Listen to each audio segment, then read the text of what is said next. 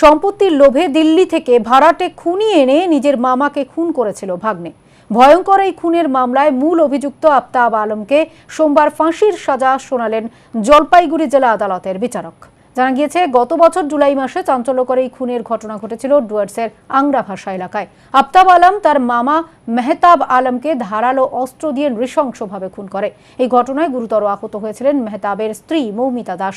ভাড়াটে খুনি এনে নিজের মামাকে খুন করার অভিযোগে সোমবার ভাগ্নে আফতাব আলমের ফাঁসির সাজা ঘোষণা করেন জলপাইগুড়ি জেলা আদালতের অ্যাডিশনাল ডিস্ট্রিক্ট অ্যান্ড সেশন জজ। জলপাইগুড়ি জেলা আদালতের সরকারি আইনজীবী প্রণব ব্যানার্জি বলেন, আফতাব আলম কর্মসূত্রে দিল্লিতে থাকতেন।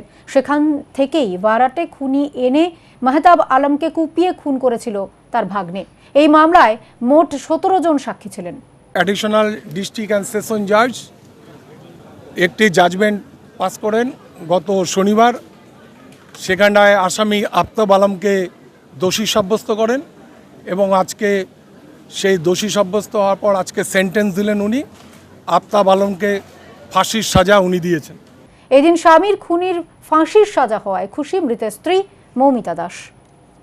অ্যাকচুয়ালি ও এখনও অবধি স্বীকারই হয়তো করেনি, আমি যতদূর জানি, যে কেন যে মারলো। কিন্তু হ্যাঁ, এটা ঠিক যে আমার বিয়ের পর থেকে ওর মা আমাকে একদমই পছন্দ করতো না।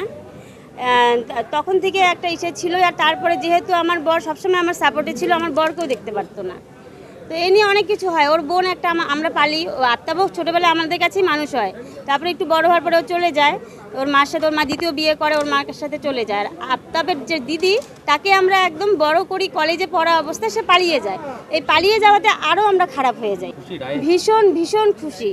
এর থেকে যদি অন্য কোনো সাজা হতো তাহলে আমরা সত্যি খুশি হতাম না। কারণ যেদিন আমি জানতে পারি, আমাকে উকিলবাবু ফোন করে বলে যে তোমাদের অমুক দিন আসবা, সাজা ঘোষণা হবে। আমার ছেলেকে যখন আমি বলি, আমার বড় ছেলেকে, বাবা সাজা ঘোষণা হবে আফতাবের, তখন বললো যে মা ফাঁসি হবে তো। আমার 9-এ পড়া ছেলেও চায় যে ওর বাবার হত্যাকারী যেন ফাঁসি হয়।